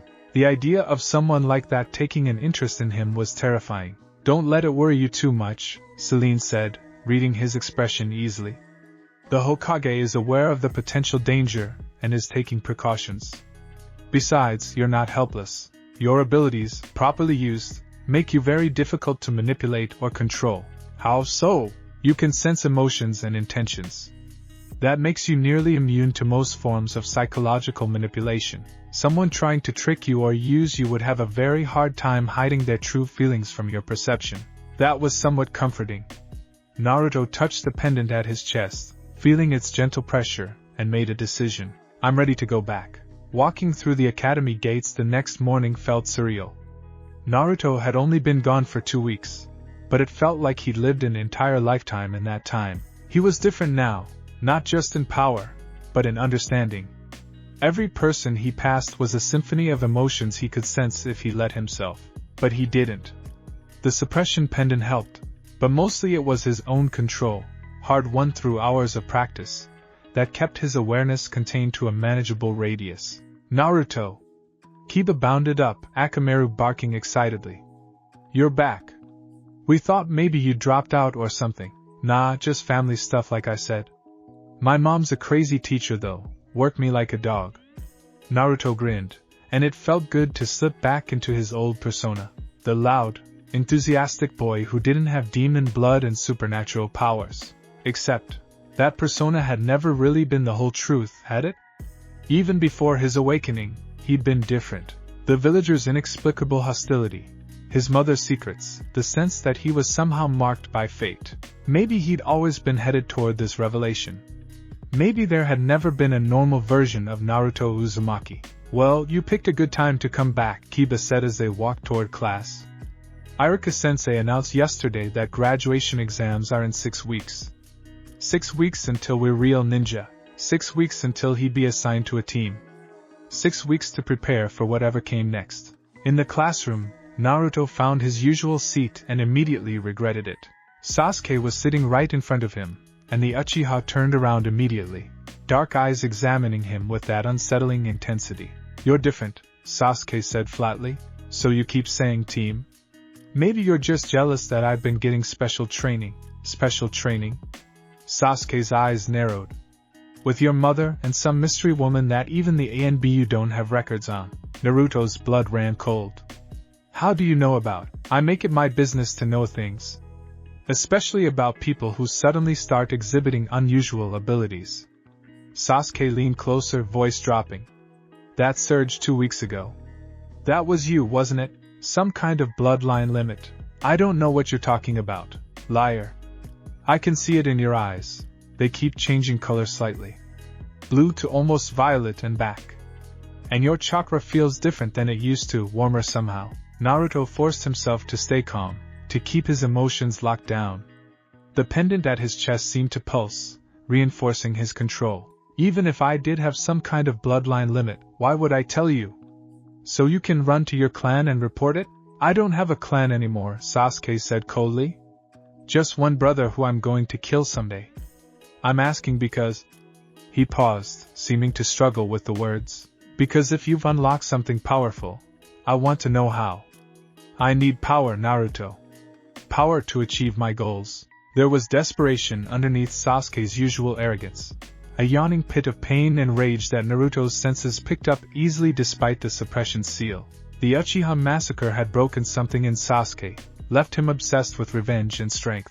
For just a moment, Naruto considered telling him. Sasuke might understand what it was like to carry a burden, to be different in a way that isolated you. But then he remembered Kushina's warnings about trust, about how his abilities could be exploited. I'm just training hard, Naruto said finally. Same as you. No secret bloodline, no special trick. Just determination. Sasuke held his gaze for a long moment, then turned back around without another word. But Naruto could feel the Uchiha's suspicion like a weight on his shoulders. This was going to be complicated. Iruka entered the classroom, and the day's lessons began. Naruto tried to focus on the lecture about mission protocols and team dynamics, but his enhanced awareness kept distracting him.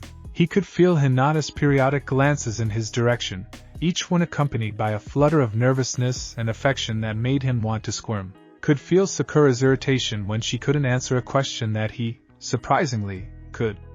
Could feel Shikamaru's bored resignation and Choji's contentment, and Ino's competitive energy. It was exhausting, maintaining his shields against the constant emotional noise while also trying to absorb the actual lesson content. By lunch, Naruto's head was pounding. He retreated to the roof, hoping for some peace, only to find it already occupied. Shikamaru Nara lay on his back, watching clouds drift by with his characteristic lazy disinterest. But when Naruto appeared, the genius boy sat up slightly. Naruto. Haven't seen you around much lately. Yeah, well, I'm back now.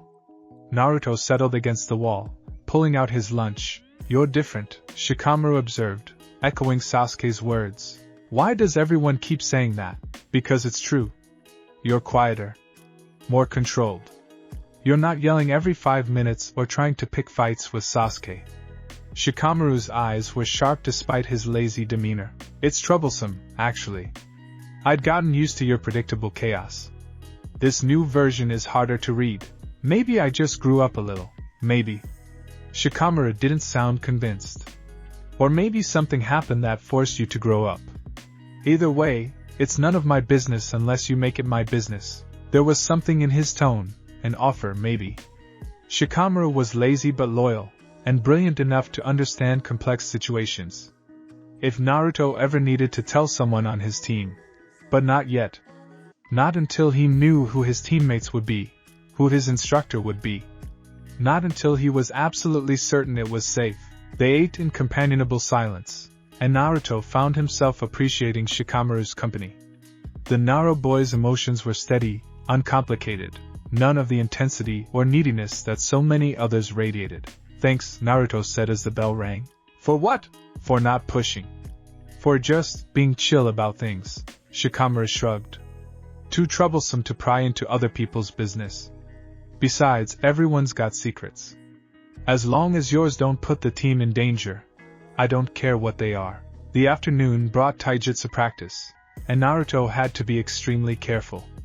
His enhanced strength and speed wanted to break free, especially during sparring matches. The suppression seal helped, but he still found himself pulling punches, deliberately slowing his reactions to seem merely skilled rather than superhuman. His match against Rock Lee was particularly challenging. The taijutsu specialist was fast and determined, pushing Naruto to actually try. But even holding back significantly, Naruto found himself winning more easily than he should have. You've improved, Naruto-kun, Lee said enthusiastically, offering a hand up. Your mother's training must be very effective. Yeah, she's tough, Naruto agreed, accepting the hand. Lee's emotions were refreshingly straightforward. Pure determination and a burning desire to prove that hard work could overcome natural talent. No hidden agendas, no complicated feelings. As they bowed to each other, Naruto felt someone watching him. He glanced toward the tree line surrounding the training ground and caught a flicker of movement. Someone in an ANBU mask observing the practice. His mother's warnings echoed in his mind. Danzo has people everywhere. If you notice you're being watched, report it immediately. The figure vanished the moment Naruto's eyes found them, but he'd felt their attention, cold, calculating, assessing. Someone was taking an interest in him, and not in a friendly way. After classes ended, Naruto found Iruka and quietly mentioned the observer. Are you sure? Iruka asked, his expression darkening.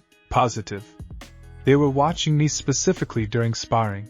I'll report it to the Hokage. Go straight home, Naruto. Don't take any detours.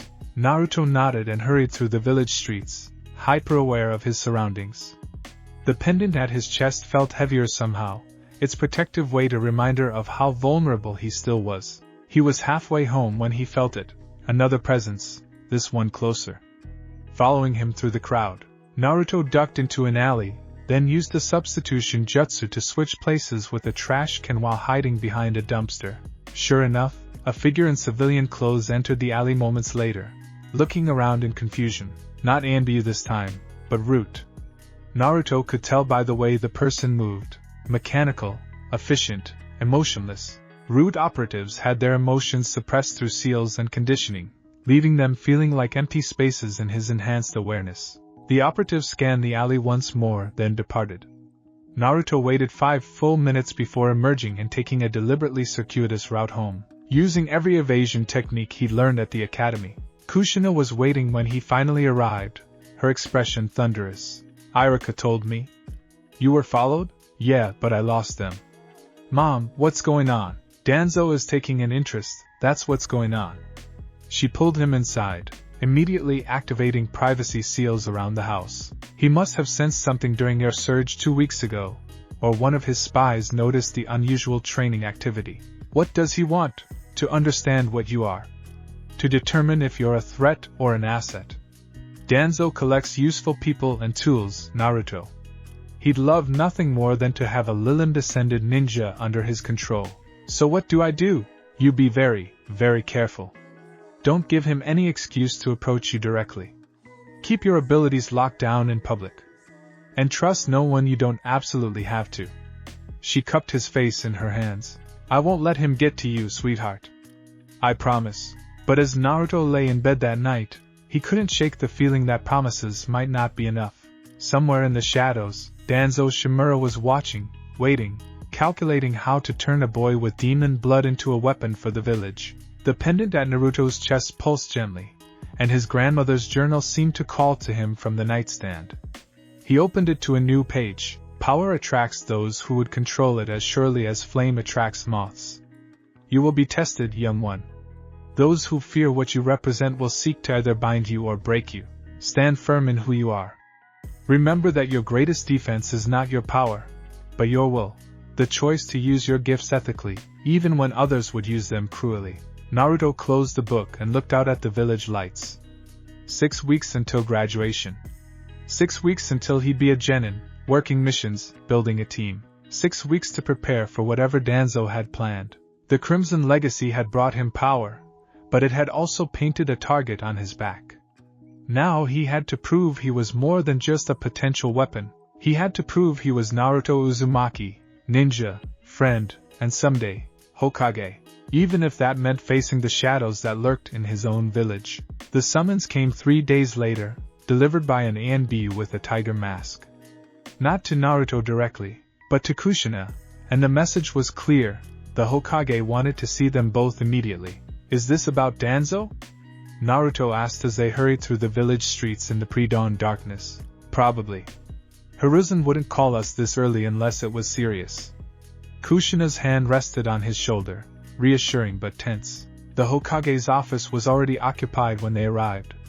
Hiruzen Sarutobi sat behind his desk, looking older than Naruto had ever seen him. Standing by the window was Seline, her usual composed expression replaced by something harder, more dangerous.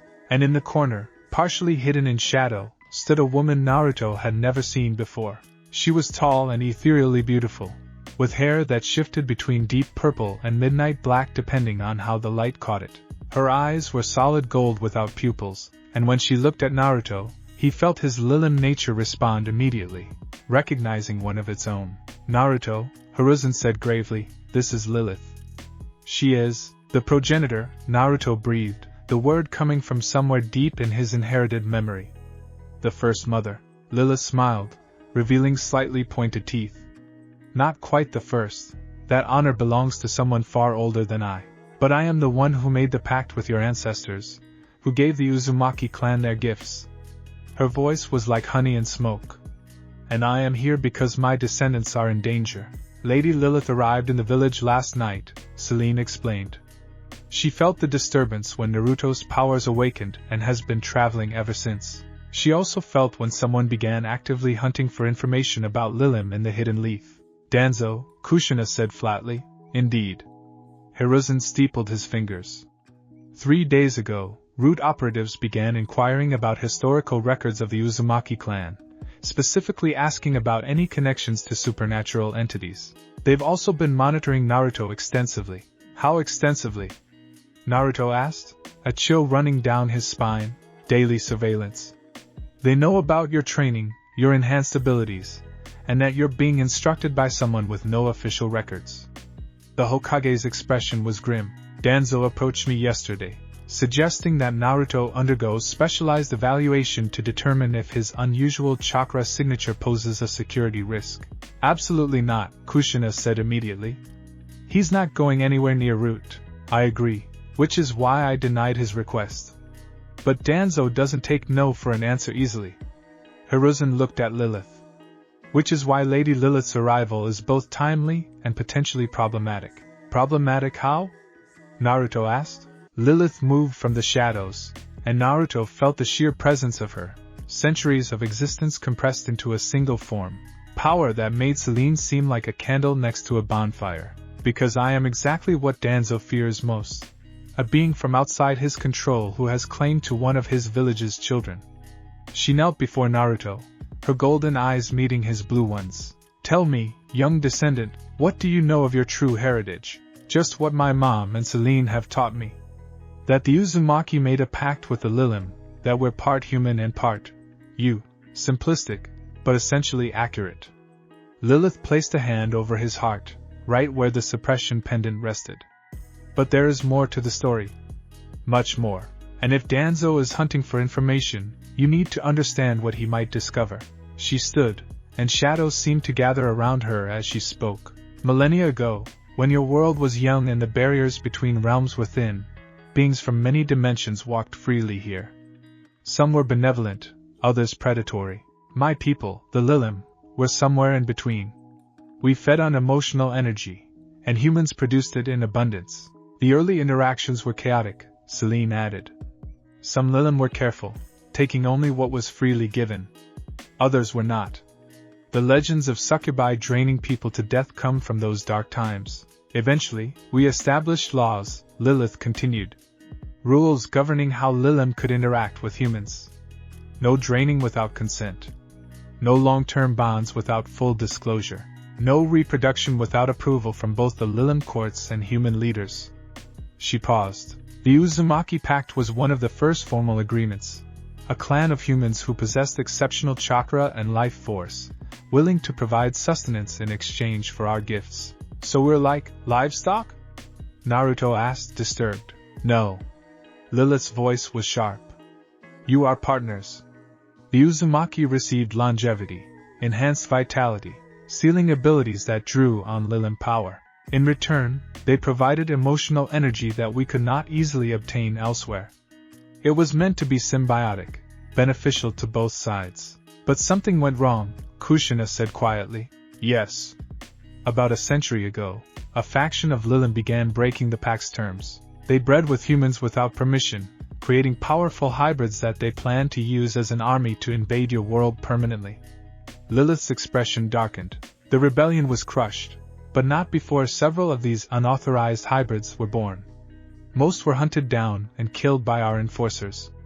Some escaped, and some, Hiruzen said heavily, ended up in other hidden villages, where their abilities made them valuable assets. Danzo has been collecting information about such individuals for decades. Naruto's mind raced. You think he knows about the rogue hybrids? That he's trying to find them? I think he's trying to determine if you're one of them, Lilith said. The unauthorized hybrids were designed to be weapons, stronger, faster, with enhanced control over others' emotions. If Danzo believes you're one of these weapons, he'll want to either control you or eliminate you. But I'm not. I'm descended from the legitimate pact, which I can verify, Lilith assured him. But Danzo won't take my word for it, and revealing my presence would only increase his interest. He cannot be allowed to know that the progenitor herself has come to the hidden leaf. So what do we do? Kushina asked. The Hokage stood, moving to look out the window at the waking village. We give Danzo what he wants, partially. A controlled reveal that satisfies his curiosity without exposing the full truth. You want me to tell him I have a bloodline limit, Naruto said slowly. Not him directly. But we arrange for information to leak through appropriate channels. A story about the Uzumaki clan having a minor supernatural heritage, enhanced empathy, slight emotional influence, nothing that screams demon hybrid. Hiruzen turned back to them. It's a risk, but a calculated one. If we continue hiding, Danzo will only dig deeper. If we give him a partial truth, he may be satisfied enough to back off. Or he may not, Seline pointed out, which is why we have a backup plan. Lilith's smile was predatory. If Danzo makes any move against my descendant, he will answer to me. And trust me, even with all his preparations and his stolen Sharingan, he is not prepared for what I can do. Stolen Sharingan? Naruto echoed. A discussion for another time, Hiruzen said quickly. For now, we need to prepare Naruto for what comes next. If Danzo is going to learn about his heritage, even a sanitized version, then Naruto needs to be ready to defend himself politically and practically. Meaning? Kushina asked warily. Meaning he needs to demonstrate that his abilities make him an asset to the village, not a threat. That requires expanding his training beyond just control. The Hokage looked at Lilith, which is why Lady Lilith has offered to accelerate his education in Lillim abilities. Lilith nodded. The training Seline and Kushina have provided is excellent for basic control, but you need to understand the full scope of what you can do, not to use all of it. Some powers should remain dormant, but to know your limits and capabilities. How long will this training take? Naruto asked. 2 weeks. Intensive, demanding, and potentially dangerous. You'll be working directly with me in a pocket dimension where time flows differently. 2 weeks there will be only 3 days here. Lilith extended a hand. Are you willing? Naruto looked at his mother, who seemed torn between protectiveness and pragmatism. Then at the Hokage, who gave a small nod of encouragement. Finally at Seline, who simply said, it's your choice. He thought about the root operative following him, about Danzo's cold interest, about the danger that came from being something rare and powerful in a world that feared the unknown. I'll do it, he said, taking Lilith's hand. The progenitor's smile was approving. Good. We begin immediately. Kushina, Seline, you may accompany us for the initial entry, but after that, Naruto and I work alone. Hokage-sama, continue your preparations for the information leak. Make it convincing but not alarming. One question, Naruto said before they could move. Why do you care? You're the progenitor. You must have thousands of descendants. Why come all this way for me? Lilith's expression softened, becoming almost maternal. Because you are special, Naruto Uzumaki. Not just because of your bloodline, but because of what you represent. You are the first legitimate Uzumaki Lillim hybrid born in this village in generations. Your father was a hero, your mother a Jinchuriki, and you carry the hopes of both your heritages. She touched his cheek gently. And because I made a promise to your grandmother, my direct daughter, that I would watch over her bloodline. That promise extends to you. My grandmother was your daughter? Yes. Which makes you my great-grandson, in a manner of speaking. Family matters, young one. Even for immortal beings like me. The revelation stunned Naruto into silence as Lilith wove her hands through the air, creating a shimmering portal that looked like liquid starlight. 3 days, Kushina said, pulling Naruto into a fierce hug. You'll only be gone 3 days, but it'll feel like 2 weeks. Stay focused, stay safe, and remember, you don't have to master everything. Just understand it. I will, Mom. Seline clasped his shoulder. Listen to everything she teaches you. Lilith is ancient and powerful, but she's also wise. Trust her guidance. Naruto nodded, then stepped through the portal with Lilith. The sensation was like being dunked in warm honey, thick, sweet, disorienting. When his vision cleared, he found himself in a space that defied description. It was a realm of pure emotion made visible. Colors swirled through the air like living things, reds of passion, blues of sorrow, golds of joy, purples of desire. The ground beneath his feet felt solid but looked like crystallized starlight. In the distance, he could see structures that might have been buildings or might have been condensed feelings given form. Welcome to the threshold, Lilith said, her voice echoing strangely. The space between your world and mine, where emotional energy is as real as matter. This is where you'll learn what you truly are. Naruto looked down at his hands and gasped. His skin was glowing faintly, pulsing with energy. When he concentrated, he could see his emotions as colors flowing beneath his skin, determination as bright orange, anxiety as pale yellow, curiosity as shimmering silver.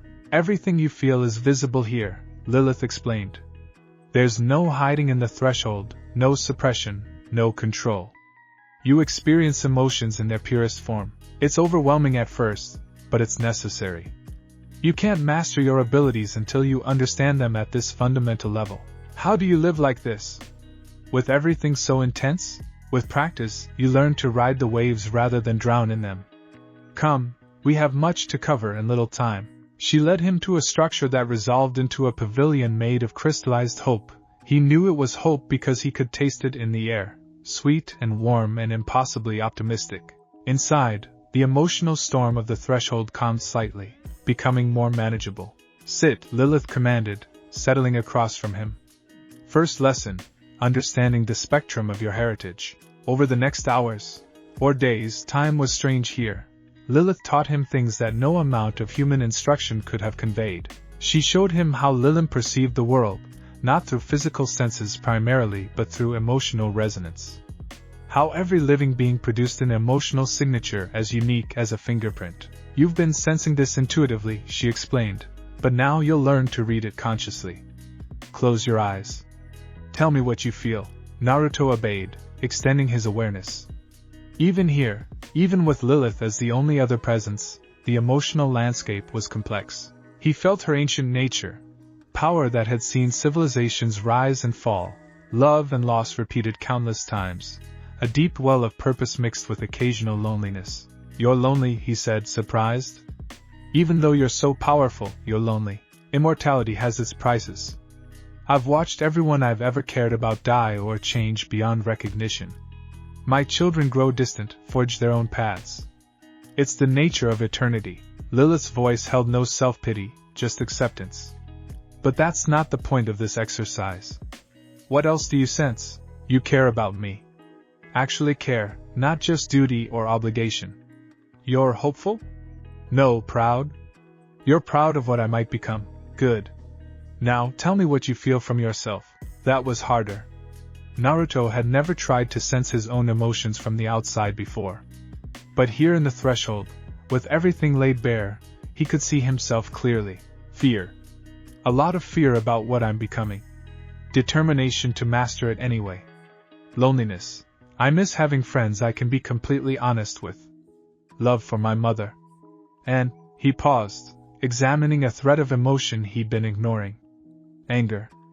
I'm angry at my father for dying, at the village for treating me like I'm cursed, at myself for being something that needs to be hidden.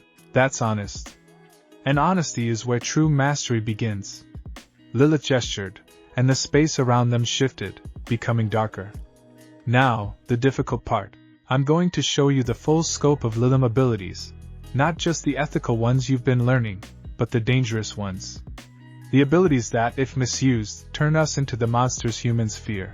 What followed was an education in power that both fascinated and horrified Naruto.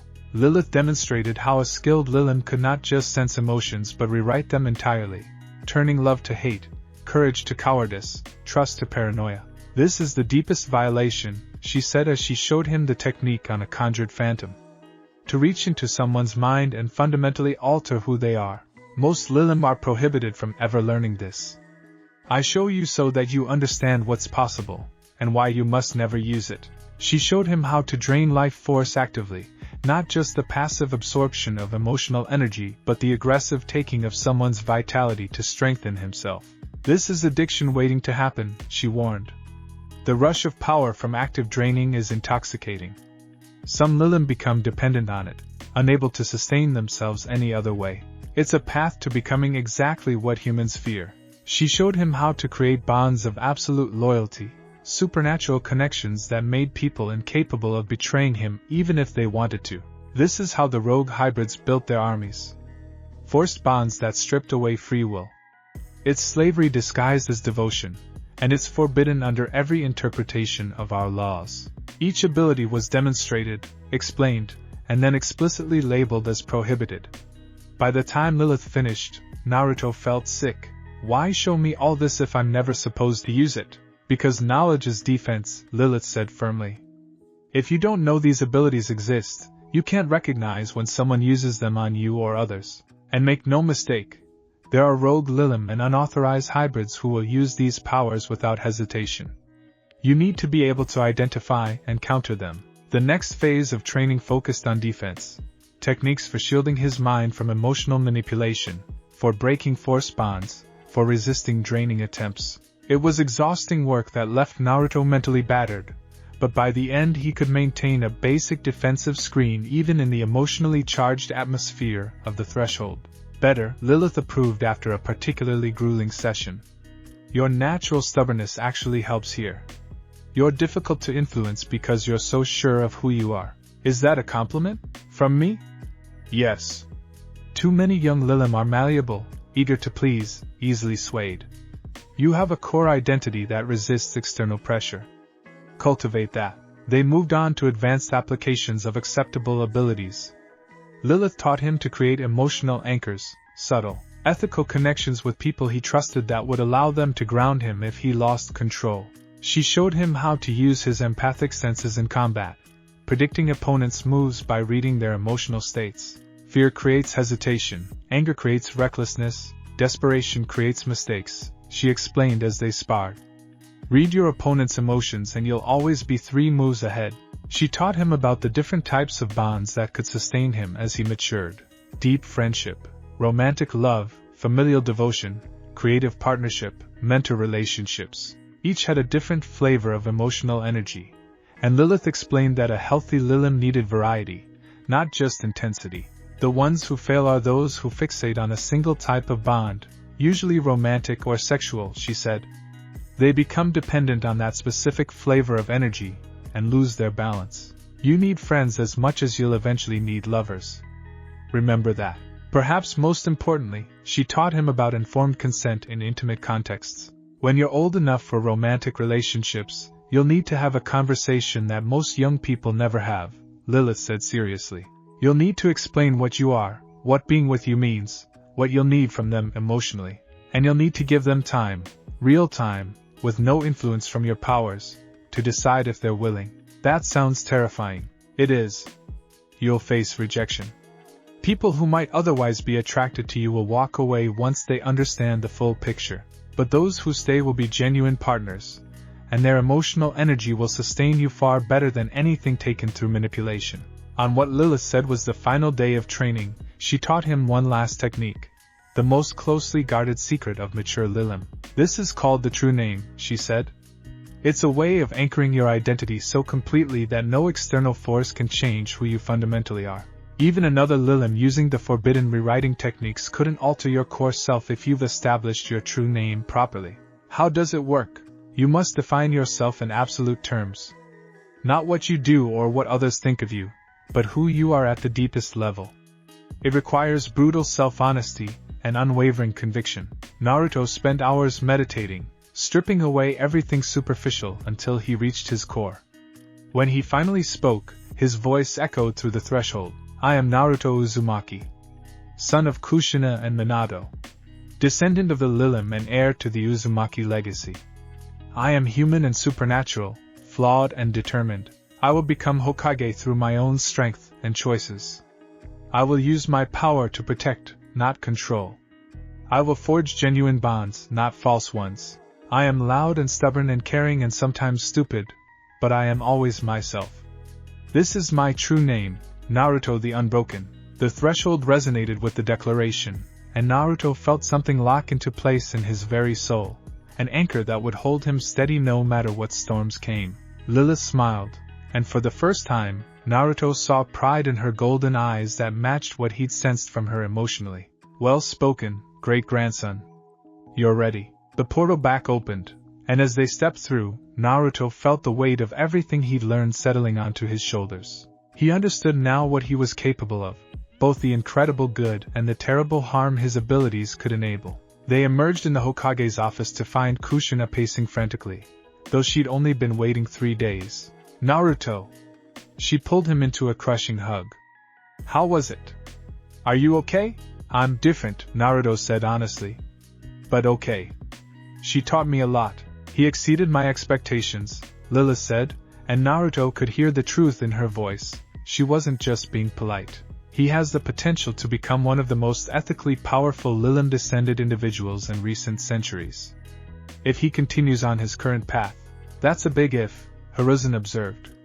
The path ahead won't be easy, especially with Danzo's attention. Speaking of which, Lilith said, her expression hardening, I believe it's time for the controlled leak. Let Danzo know that Naruto has an empathic bloodline limit derived from ancient Uzumaki pacts with minor spirit entities. Nothing that screams demon, but enough to satisfy his curiosity. And if he's not satisfied? Kushina asked. Then he'll learn why threatening my bloodline is inadvisable. Lilith's smile was all teeth. I'll be remaining in the village for the foreseeable future, hidden but watchful. Any move against Naruto will be met with significant consequences. As they left the Hokage's office, Naruto felt the weight of his training, the danger from Danzo, and the responsibility of his heritage pressing down on him. But he also felt something else, confidence. He knew what he was now, fully and completely. He knew his limits and his potential, and he had his true name anchoring him, keeping him steady. Whatever came next, graduation, team assignments, Danzo's schemes, he would face it as himself, Naruto the Unbroken. The Crimson Legacy had become his to wield, not just his to bear, and he was ready.